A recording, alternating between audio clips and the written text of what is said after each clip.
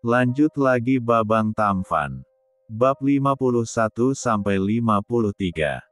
Terpikat pesona CEO cantik. Ada yang harus kamu pertanggungjawabankan. Erlen memegang tangan Eliana, membawanya masuk ke dalam memegang juniornya. Eliana menganga begitu tangan itu menyentuh sesuatu yang berdiri teks, gak dan berotot. Begitu menggigalikan. Oh my. Eliana merasakan tubuhnya berdesir hebat, begitu membayangkan bagaimana benda yang di AP3 gang itu masuk ke D4 lem area 1 entinya semalam. Eliana langsung melepaskan tangannya yang meni 3 entuh sang junior, ini di kantor, kita tidak boleh melakukannya di kantor. Lalu bagaimana dengan nasib adikku? Bagaimana bisa aku bekerja jika dia berdiri seperti ini? Erlen menunjuk yang menonjol di balik C3 lananya. Tentu saja Eliana tidak rela, jika ada wanita lain yang melihat Erlen dengan tatapan M3 Sum. Lalu apa yang harus aku lakukan? Eliana mengatakannya dengan terbata-bata, sementara pandangannya tak lepas dari sesuatu yang menonjol di balik C3 lana Erlen.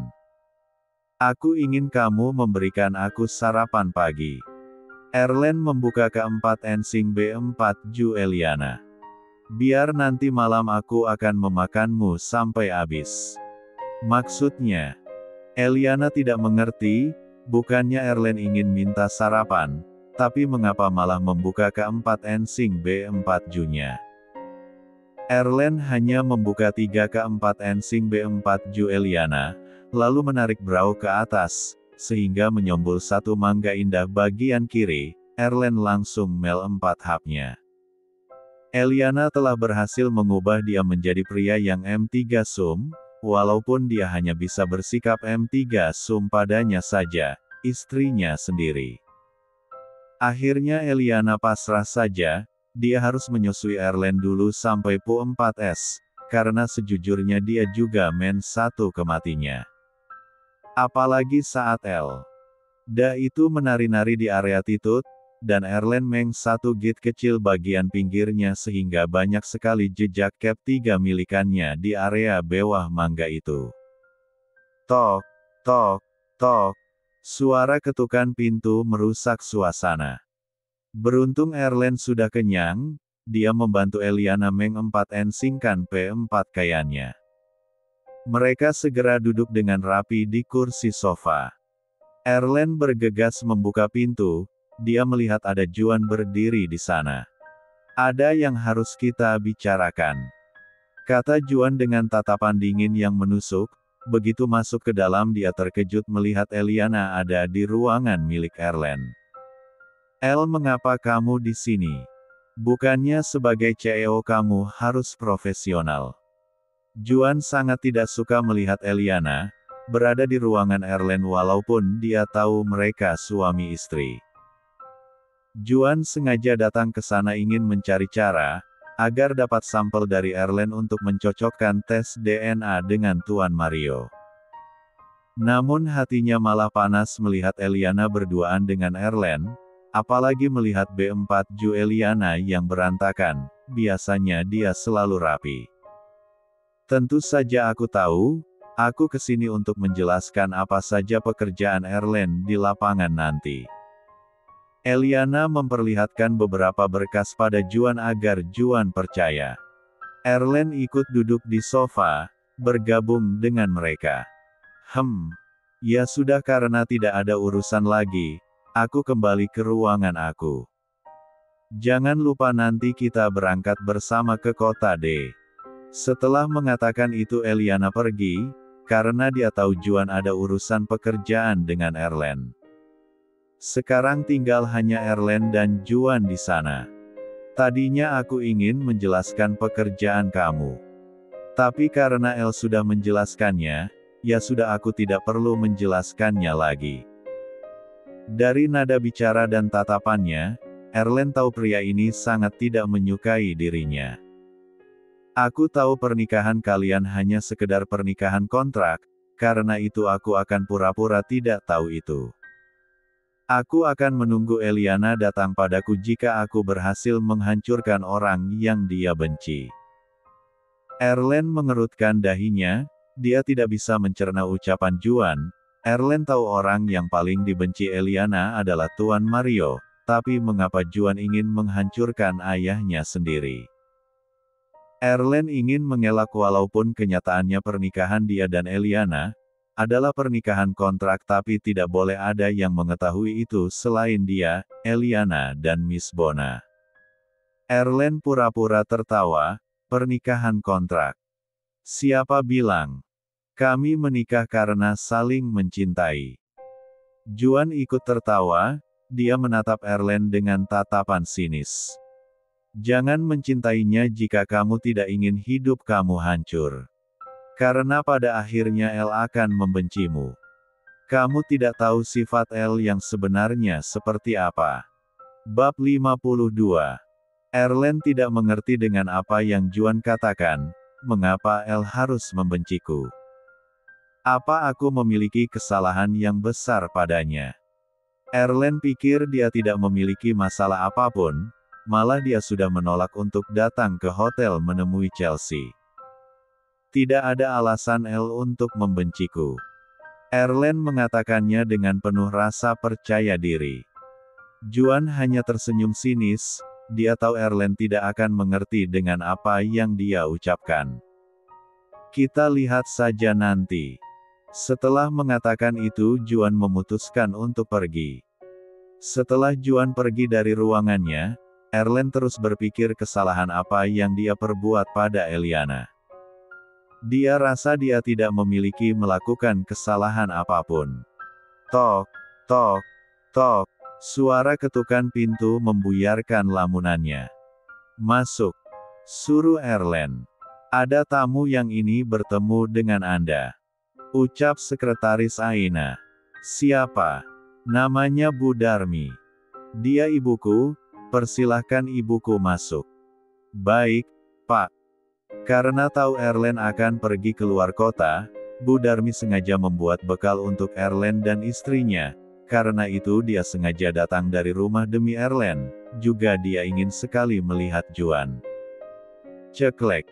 Bu Darmi membuka pintu, dia tersenyum bahagia begitu melihat Erlen. Ibu.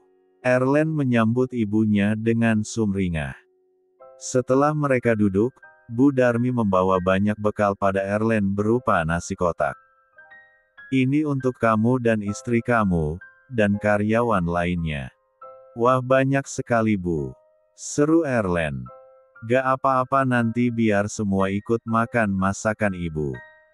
Bagi Bu Darmi itu tidak seberapa, malah dia memiliki restoran pun uangnya dari Erlen. Padahal Bu Darmi sudah beberapa kali menolaknya karena tidak ingin merepotkan anak angkatnya itu. Ngomong-ngomong, Diana mau dilanjutkan kuliah di mana? Tanya Erlen. Dia memang sangat perhatian kepada keluarganya. Diana gak mau kuliah, dia bilang ingin membantu ibu di restoran. Padahal ibu ingin sekali dia kuliah. Dia harus kuliah, biar Erlen yang bayar biaya kuliahnya. Apalagi Erlen memiliki uang yang lumayan cukup untuk biaya kuliah Diana, karena dia tidak jadi melamar Chelsea. Udah gak apa-apa. Ibu juga bisa kok. Aku kakaknya, Bu. Jadi gak apa-apa, aku biayai sekolah adikku. Erlen mempertegas ucapannya. Bu Darmi mengalah saja, Ya lagian saat ini Diana masih sekolah, biar nanti kita bahas kalau Diana sudah lulus sekolah. Ibu gak bisa lama-lama di sini, ibu harus pulang, kasihan ayahmu jaga restoran sendirian. Biar saya antar Bu. Gak usah, di depan sudah ada ojek Maxim yang menunggu ibu. Erlen mengalah saja, ya udah, hati-hati di jalan ya Bu. Lia. Bu Darmi tersenyum lebar. Dia segera pergi dari ruangan Erlen. Bu Darmi jadi teringat dengan Juan, anak kandungnya. Juan seorang general manajer di sini, karena itu Bu Darmi mencoba untuk mencari ruangan Juan dengan menyusuri koridor, siapa tahu dia bisa melihat Juan walaupun secara diam-diam. Namun betapa terkejutnya dia karena malah melihat orang yang tidak diharapkan. Tuan Mario sedang berjalan sambil berbicara serius dengan asisten Ken, masalah anak buahnya yang berhasil memusnahkan semua tamanan Ganet di hutan yang akan dikunjungi Eliana itu. Bu Darmi sangat panik, Tuan Mario tidak boleh melihatnya, karena sudah menyuruhnya untuk pergi jauh meninggalkan kota ini. Tiba-tiba ada yang menarik lengannya dan membawa dia masuk ke sebuah ruangan. Bu Darmi terkejut begitu melihat siapa yang membawanya bersembunyi. Bu Darmi tidak mengerti mengapa Juan seakan tahu bahwa Bu Darmi tidak ingin Tuan Mario melihatnya. Mengapa membawaku bersembunyi? Apa kamu tahu sudah mengetahui semuanya? Tanya Bu Darmi pada Juan dengan tatapan penuh kebingungan. Bab 53. Juan hanya diam, tidak menjawab pertanyaan Bu Darmi. Bu Darmi membuka lebar matanya saat melihat ekspresi Juan yang memilih diam. Diam artinya iya, Juan mengetahui bahwa Bu Darmi adalah ibu kandungnya. Rega, dari mana kamu tahu semua ini? Bu Darmi mengatakannya dengan mata berkaca-kaca. Namaku Juan William. Juan mempertegas tentang namanya. Tetapi, Bu Darmi tidak meneruskan perkataannya, karena air matanya terus mengalir begitu saja. Seseorang yang telah menjual anaknya pada orang lain tidak pantas dipanggil ibu. Juan menatap Bu Darmi dengan tatapan dingin. Bu Darmi sangat terluka mendengarnya. Ibu macam apa yang memilih Menju, anak kandungnya sendiri, tapi merawat anak-anak angkatnya. Bu Darmi ingin menjelaskan semuanya. Rega, ini tidak seperti saya kamu pikirkan, ibu tidak. Juan memotong pembicaraan Bu Darmi, anggap saja hari ini tidak bertemu denganku, dan tidak ada pembicaraan apapun di antar kita. Sudah aku pertegaskan aku bukan Rega, aku Juan William anak dari Mario William. Setelah mengatakan itu, Juan segera pergi dari ruangan yang masih kosong itu, meninggalkan Bu Darmi. Bu Darmi tidak bisa mencegahnya untuk pergi, dia hanya bisa menangis, menutup mulutnya dengan tangan berusaha agar tangisannya tidak bersuara. Ternyata Juan sudah mengetahui semuanya. Ya, dia rasa Juan pantas membencinya. Jika waktu bisa diulang lagi, dia lebih baik memilih melawan tak peduli jika dia mati di tangan Tuan Mario pada akhirnya. Perkataan Juan memang benar hari ini, dia tidak bertemu dan berbicara apapun dengan Juan. Dengan begitu Bu Darmi harus pura-pura tidak tahu apapun tentang Juan. Demi Juan, Juan akan berada dalam bahaya jika Tuan Mario tahu bahwa Juan mengetahui ternyata dia bukanlah anaknya. 1. Mengapa Nona harus ikut menyurvei? Miss Bona tidak menyetujui Eliana ikut menyurvei ke sana. Tentu saja harus, aku ingin melihat langsung hutan di sana. Jawab Eliana dengan tenang sambil membaca beberapa berkas. Ya sudah, saya suruh bodyguard untuk menjaga Nona. Tidak perlu, saya dengar hutan di sana aman kok. Tapi Nona, Miss Bona tidak bisa memaksa Eliana, sekali bilang tidak ya tidak. Dia tidak melanjutkan perkataannya. Lebih baik aku ikut bersama Nona. Tidak perlu, bukannya Miss Bona akan bertemu dengan Detektif Lim hari ini. Ya Nona. Detektif Lim bilang dia sudah dapat informasi mengenai saksi mata atas kecelakaan Tuan Adnan. Ya sudah, temui saja dia, beritahu saya nanti jika Detektif Lim sudah menemukan siapa saksi mata itu. Baik Nona. Butuh waktu 3 jam untuk sampai di kota D, sebuah kota yang indah. Terdapat hutan yang begitu luas di sana, milik Alaska Corp. Program Green Forest yang diusulkan Erlen ini sudah disampaikan kepada pemerintah setempat. Rupanya banyak masyarakat yang menyetujui itu, karena itu Eliana ingin segera menyurvei lokasi di sana. Setelah tiba di sana, mereka makan bersama dulu. Kebetulan Erlen membawa nasi dus yang banyak.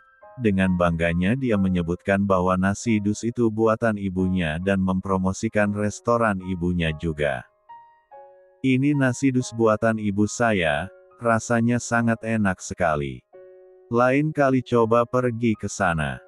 Walaupun restorannya sederhana tapi rasanya sangat mewah. Juan yang terlanjur memakan nasi dus itu, tidak bisa memuntahkan makannya padahal dia sangat tidak ingin memakan masakan ibunya. Tentu saja kami akan mengunjungi restoran ibu Pak Erlen. Masakannya sangat enak sekali. Ucap beberapa karyawan di sana. Ada satu karyawan bernama Rian, dia terus saja menatap Eliana yang sedang makan di samping Erlen.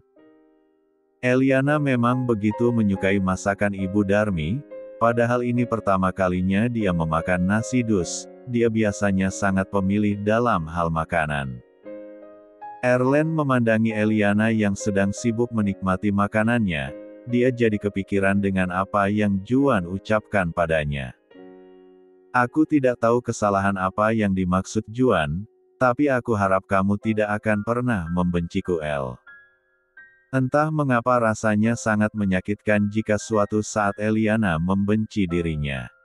Dia jadi merasa takut kehilangan Eliana, apa mungkin dia telah jatuh cinta pada gadis itu. Erlen tidak bisa menafsirkan perasaannya sendiri, yang pasti dia tidak ingin kehilangan Eliana. Baiklah saatnya kita berpencar. Kita memang harus mengetahui keadaan hutan ini lebih dalam. Sebagai seorang CEO, tentu saja Eliana yang jadi pemimpin di sana. Baik, Nona Direktur. Jawab mereka yang ada di sana, kompak. Setelah itu ketiga regu memutuskan untuk berpencar, regu satu dipimpin oleh Eliana sendiri, regu kedua oleh Erlen, dan regu ketiga oleh Juan. Mereka harus menyusuri ke arah yang berbeda. Masing-masing regu beranggotakan 4 orang. Perjalanan pun dimulai. Seorang karyawan yang bernama Rian membaca sebuah pesan yang belum sempat ia baca, karena kebetulan di sana tidak ada sinyal, dia mendapatkan pesan itu pun saat berada di perjalanan 1 jam yang lalu. Lakukan perintahku, jika kamu ingin kami membiayai operasi istrimu. Rian menghela nafas berat membaca pesan itu. Sementara Erlen, entah memang dia merasa tidak tenang, dia sudah meminta Eliana untuk tidak perlu ikut saja, tapi ya begitulah Eliana, dia tidak ingin dikhawatirkan oleh siapapun. Sepertinya ada yang membakar hutan ini. Seru salah satu karyawan yang ikut bersama Erlen. Dia menunjuk sisa-sisa pembakaran hutan di sana, yang lumayan luas sekali. Erlen segera berjalan dengan sedikit berlari melihat bekas pembakaran hutan itu, tapi tak ada satu pohon pun yang terlihat di area itu, hanya hamparan tanah luas yang menghitam. Salah satu karyawan di sana melihat ada sehelai daun ganet yang masih utuh. Bukankah ini daun ganet? Dia memperlihatkannya pada Erlen. Erlen langsung merebut daun ganet itu, rupanya area hutan ini sengaja dibakar untuk menghilangkan jejak tanaman ganet. Itu artinya ada mafia yang terlibat di sini. Dia jadi memikirkan Eliana, bagaimana kalau Eliana berada dalam bahaya, apalagi Erlen tadi tidak sengaja melihat seorang karyawan bernama Rian terus memperhatikan Eliana. Aku harus pergi dulu. Erlen meminta izin kepada 3 karyawan di sana, dia bergegas berlari untuk mencari ke arah mana Eliana pergi. Namun sayangnya dia hanya bertemu 3 karyawan yang pergi bersama Eliana di sana, sepertinya mereka sedang kebingungan mencari keberadaan seseorang. Eliana, di mana? Tanya Erlen pada mereka. Dari tatapan mereka, Erlen sangat tahu pasti terjadi sesuatu pada Eliana.